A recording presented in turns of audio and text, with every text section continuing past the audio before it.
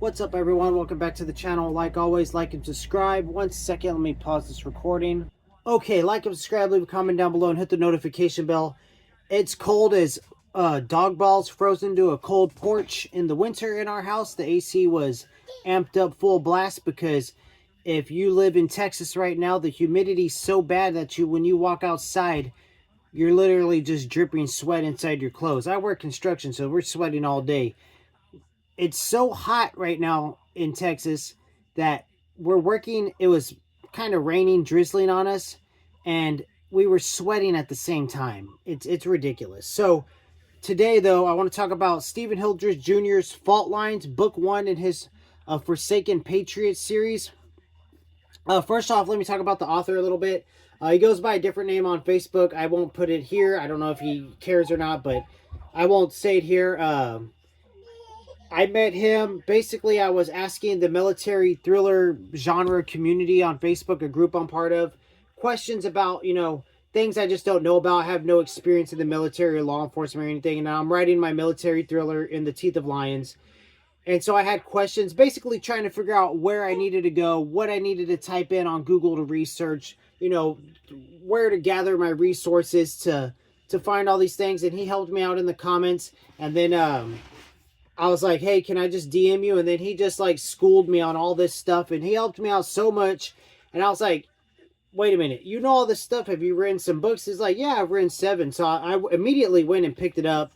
And it's been on the shelf for a couple of weeks. And I was like, I'm going to get to it in June. And I went ahead and just pushed it right up to basically my first book in June outside of executive orders. But with that said, I'll give the book a solid 9 out of 10. Now, I was going to give it an 8. But 8 out of 10 because the mustache hate in the book is just disgusting. I told him, I was like, I do not appreciate the mustache hate. I was like, my mustache is forever because my wife's a Tom Selleck fan. If you know who Tom Selleck is, then you know exactly what I'm talking about. But yeah, let me adjust my camera a little bit. But yeah, other than that though, the writing's phenomenal. Everything is very technically precise. He just gives details to every little minute thing that is being used throughout the book, which I will say, if you're a casual reader and you're not familiar with the genre, you're going to struggle with a lot of that technical lingo. But if you're familiar with the military thriller genre, you're going to pick up this book. It's fast-paced from the get-go. The pace never really slows down. There's one like sex scene towards the end. I just skimmed over it. Sex scenes bore me in all books, so whatever. But you could see it coming a mile away as the relationship between these characters develops. But you start off the book with your main character, Bradshaw. He's basically, you're getting part of his past where he's in Afghanistan and one of his buddies gets killed in action.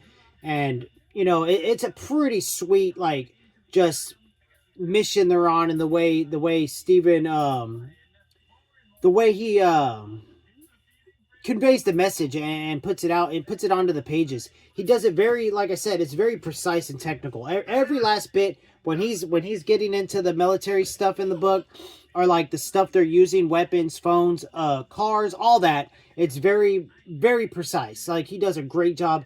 I'm a fan of that. In my own writing, I'm not that good at that. So when I get to read it, like with Tom Clancy and other authors in the genre, some authors don't do that. Some authors bypass that kind of stuff so the casual reader can, pick up the book and enjoy it as well. I'm a casual reader.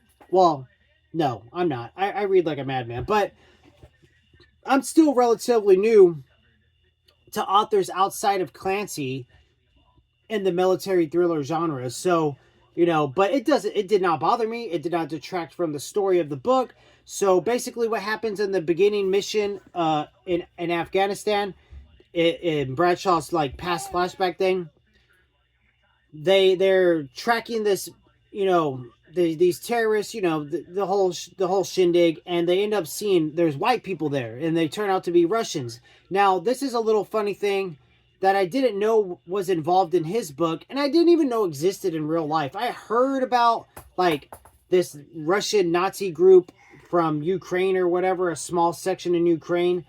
I had no idea that they were just a rampant force to be reckoned with, I guess, in little sectors of the Middle East, but mainly in Africa. They have, like, pretty good, solid like bases of operation in Africa. So totally insane to learn about, and I've been learning about it little by little as I get to those parts in the book that I'm writing. But enough about that stuff. I'm just saying that they have an opportunity. One of these Russian Nazi guys takes out Bradshaw's best buddy in that past flashback. Something that haunts Bradshaw throughout, the book.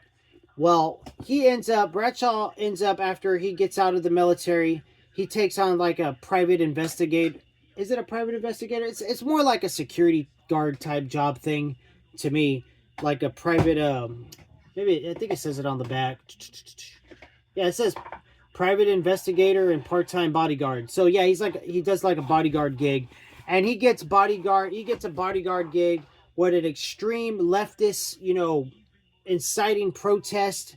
Her name's Gabriela Rivera. She's abolish ICE. All this stuff that, people with those beliefs are protesting. Bradshaw doesn't really have those beliefs, but he's a man of, he's going to do his job. And he's assigned a protector because this certain group of people called the White Resistant Movement want to take her out, which they slowly uncover more and more about, of this White Resistance Movement, which leads Bradshaw to finding out that somebody that they didn't get to in the Afghanistan mission, the guy that took out his best friend, is one of the main guys in this Nazi racist group. And so that's your premise of the book, and that's what's going on throughout the book. Bradshaw's tracking the White Resistance Movement. Bradshaw's being tracked by a government entity, basically because the president at the time doesn't want anybody, being against, his cause, and what he wants is like basically cult followers' cause.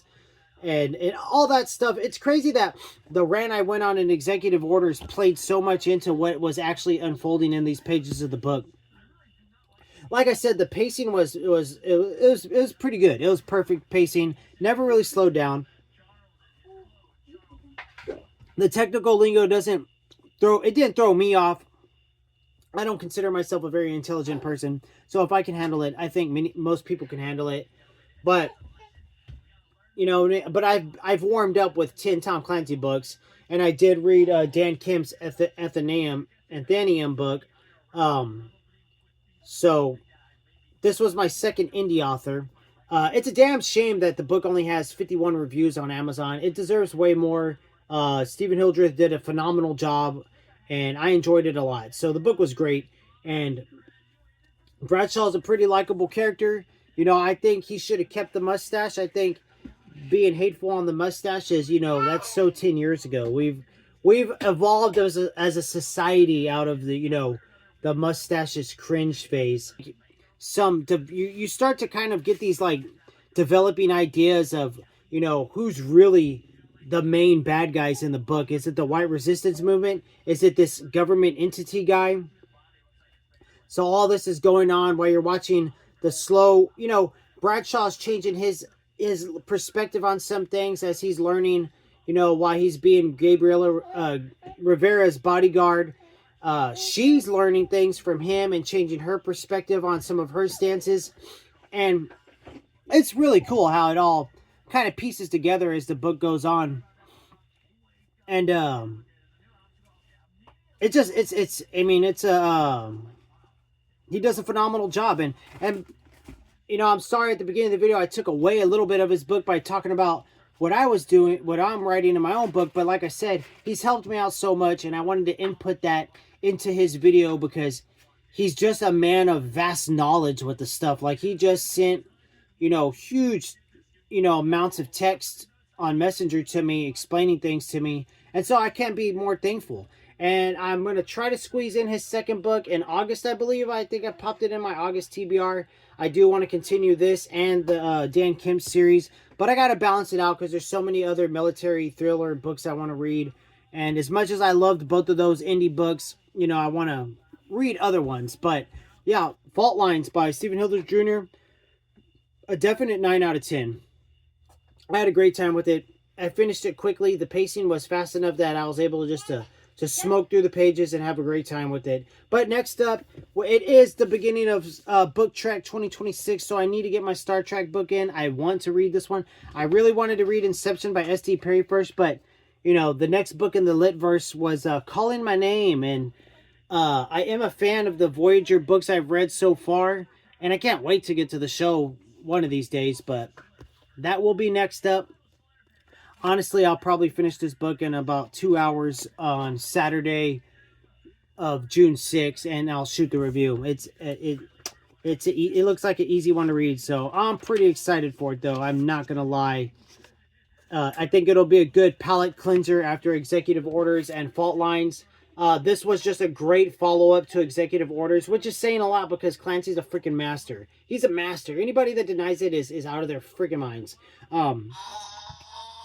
So, yeah, I can't recommend this book enough. If you haven't read it and you have time and you're a fan of military thrillers, which I know some of you are that watch these videos, pick this one up off Amazon, ebook or the paperback.